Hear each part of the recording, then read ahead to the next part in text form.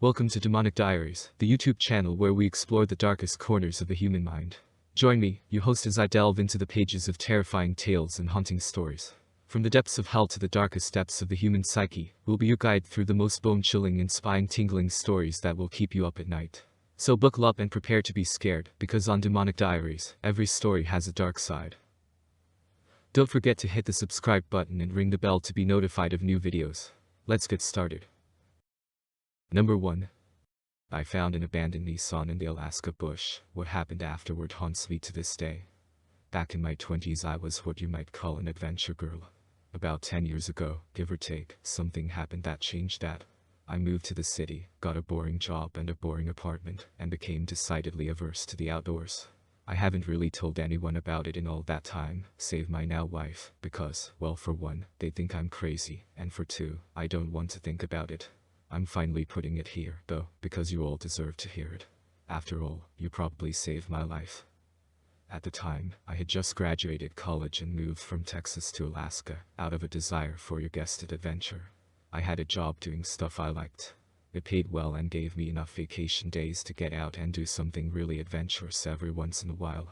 One thing I'd had on my bucket list since moving north was driving the Dalton Highway. For the unfamiliar, that's a, generously, highway that goes from Fairbanks to Prudhoe Bay on the Arctic Ocean. It's a 500-mile, 11-hour drive in the summer, but thanks to work realities I wasn't able to get out there until early autumn. By early autumn, the snow had started, but the plows were still able to keep the highway pretty clear, and I was driving a '95 Toyota Land Cruiser kitted out for expeditions. I fucking loved that thing. Besides that, I was an adventure girl. I was prepared. I had camping gear, emergency gear, a satellite phone, plenty of food and water, enough jerry cans for the trip there and back, and Sam Colt's greatest invention in the center console just in case. For the unfamiliar, that's the 1911. I fucking love that gun. I was planning to make the trip in 2 days, sleeping in the back of the Land Cruiser halfway. I had enough blankets to keep warm, and I had a nice comfy space back there that I could fit in. I'd have to drive slower because of the snow. I wanted to enjoy the scenery, and the sun was setting pretty early by that time of year. I had a good start that day, and the driving was fine. By the time shit went down, it had been dark for about an hour, and I was getting into the foothills of the Brooks Range. That's good scenery and also terrain I didn't want to be going through in the dark, so I was just about ready to pull over for the night when I saw caution flashers up ahead. For the unfamiliar, a hard rule for any Alaskan is that you always pull over when you see someone in distress on the side of a remote road like that, especially after the snow starts. If they aren't prepared for an emergency, there is a very good chance that you could save their life. So, that's exactly what I did. I pulled over next to a Nissan SUV, not as nicely kitted out as mine, but not bad either. I figured they were doing the same thing I was. Small world.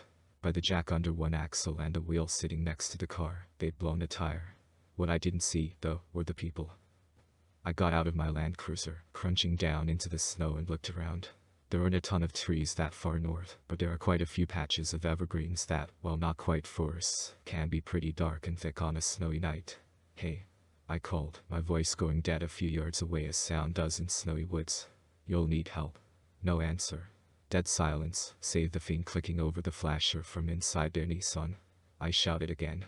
"Anybody there? I've got tools." No answer. Dead silence. I considered myself a pretty brave bitch back then, but I'll admit that I was creeped out at this point. This vehicle definitely hadn't been here for all that long, but there was no one to be seen.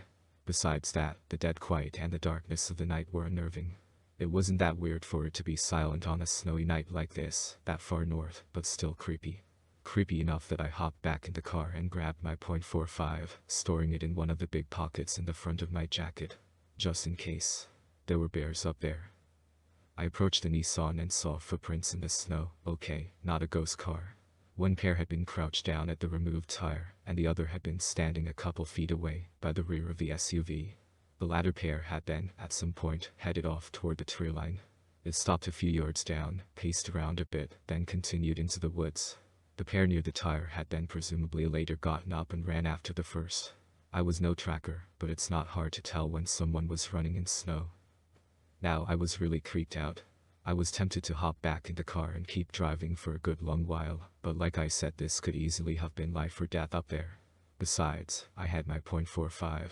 It could handle a grizzly. Probably. That was the worst I'd find up here. Probably.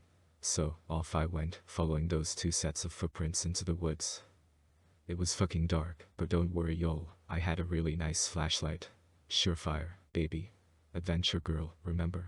The dead quiet seemed to get even deader and quieter as soon as I passed the tree line as sound does in snowy woods. Probably. The only thing comforting me that I hadn't gone deaf was the sound of my breath and my boots crunching in the snow. Hey. I called again, maybe 20 yards into the woods. Is everyone okay? This time, I got a response. It was a woman's voice, and it sounded afraid. Over here. It called. Help. I got a spring in my step at that, jogging toward the sound of the voice, shining my light through the trees to try and catch a glimpse. Over here. It called again, much closer. Help. Remember when I said you'll probably save my life? This is when that happened. I stopped. The hair on the back of my neck had stood on end, and a chill had run down my spine. Something was off about that voice.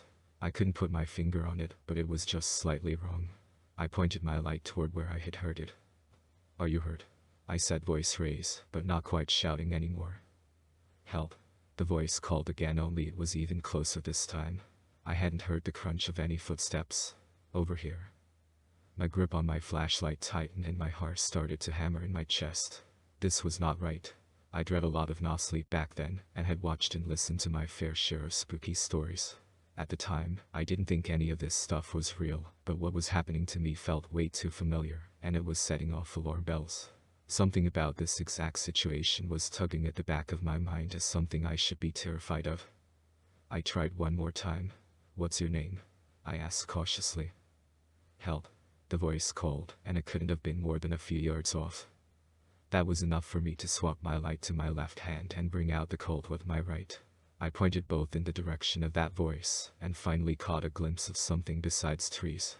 Off in the distance, barely visible, I could see a bundle of something laying in the snow. It was human size, and the snow all around it was stained dark. My head was in the middle of processing what it was seeing when I saw movement between me and the body. Oh shit, that was a body. I pointed my flashlight and gun at the source of the movement.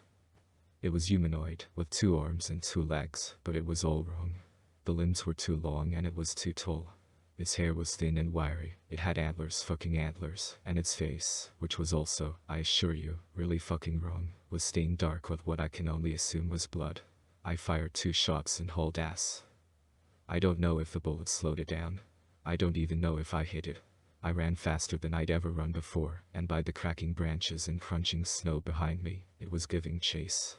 My heart felt like it was going to explode out of my chest, and my lungs burned from sucking in the frosty air. Once or twice I saw death flash before me as I nearly lost my footing in the snow, but I managed to stay upright. As I ran, I heard more snapping, more crunching, not just behind me now, but all around. There were more. I got really fucking lucky that night. I was lucky to have spotted the body, lucky to have run just fast enough and not fallen on my face, lucky none of the whatever they were, I have a guess, but I'd rather not hazard it, were just a bit closer or faster. I was lucky that I had dabbled in enough spooky stories that my alarm bells had gone off, and I was lucky that the poor couple, maybe, in that Nissan had gotten stranded there and suffered the grisly fate they suffered. After all, I was planning to stop just as I saw those caution flashers. I'd have been right there, in those same woods, asleep.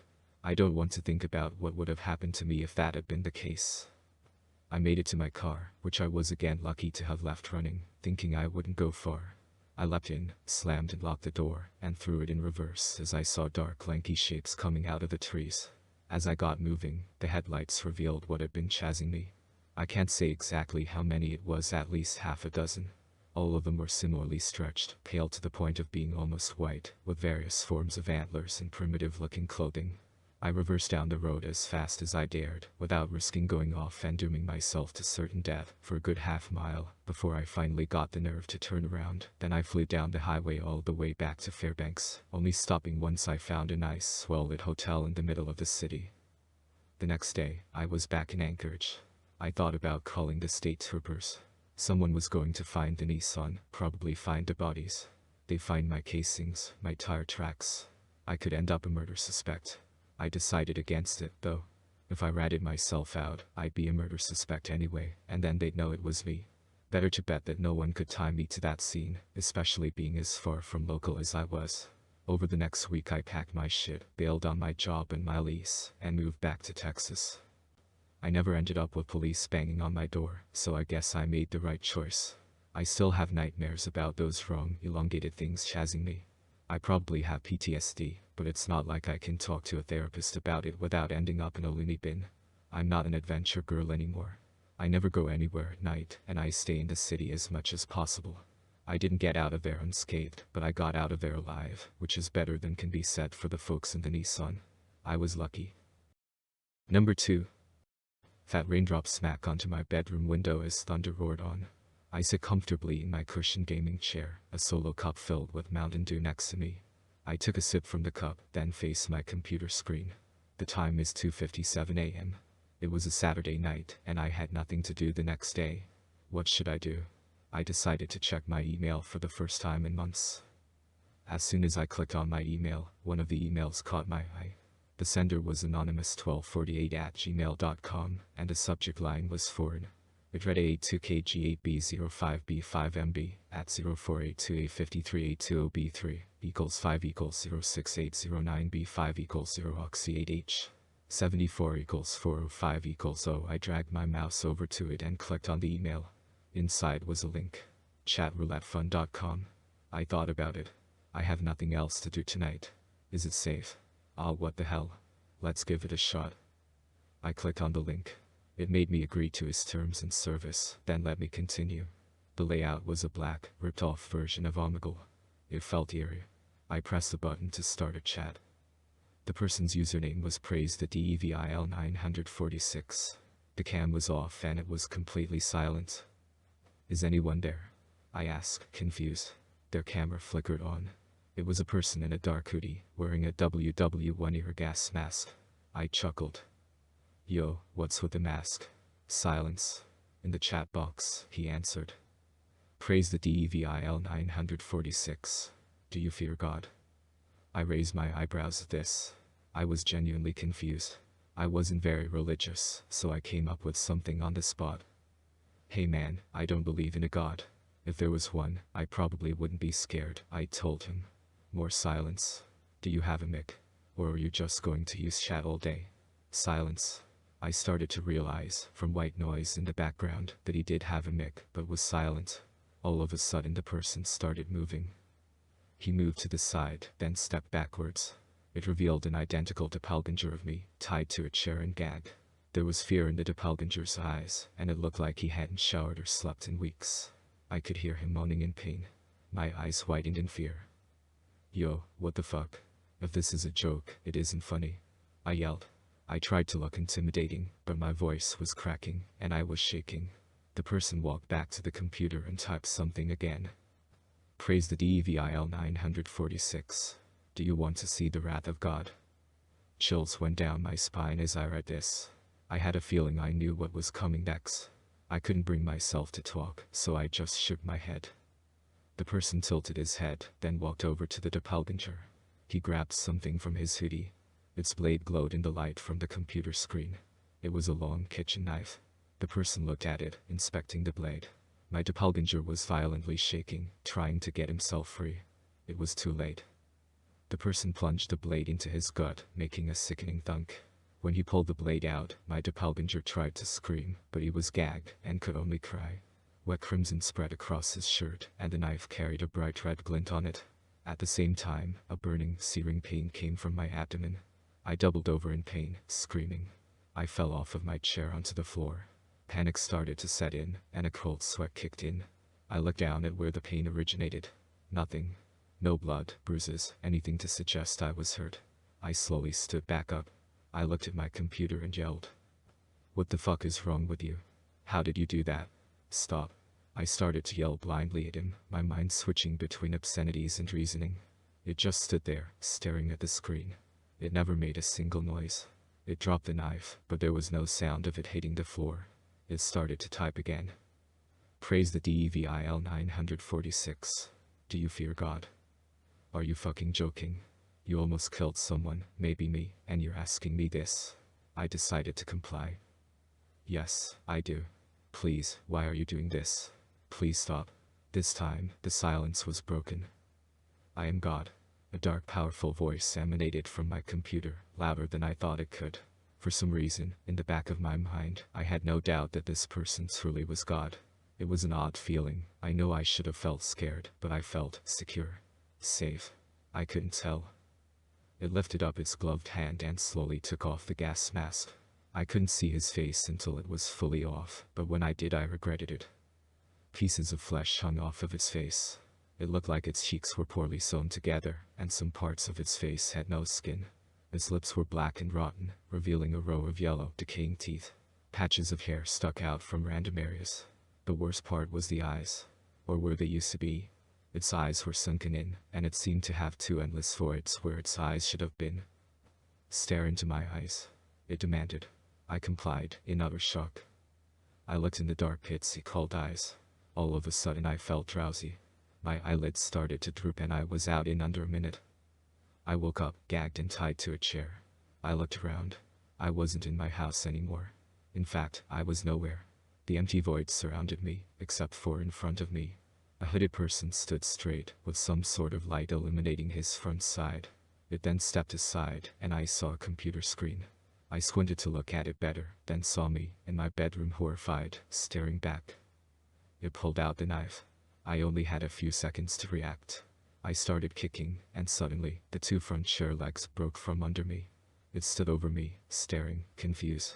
I took advantage of this and kicked it, knocking it to the ground. I stood up as fast as I could and started to stomp on his head. Blood oozed from the gas mask, and pieces of brain flung out. After a while I tired out. I looked up to see me in my bedroom, looking in horror. I walked to the computer, and exited the tab, going to Reddit. I now sit here, typing this, unsure of what to do. I am stuck in an endless void. I tried doing different things, like following the wires hooked up to the computer, but it's no use. If you are seeing this, take this as a reminder to not click on random links. They might just lead to your demise.